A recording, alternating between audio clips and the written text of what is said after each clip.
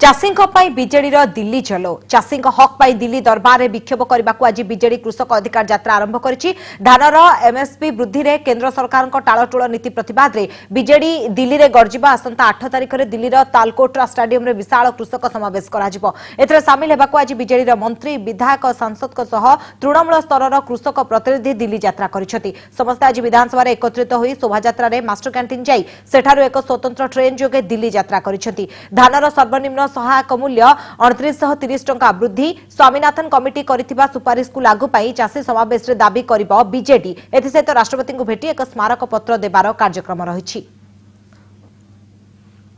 All of us MLAs are on the way to Delhi to fight for the minimum support price for grain. आसंता 8 तारिख दिन दिल्ली रो तालकोटरा stadium रे हमरो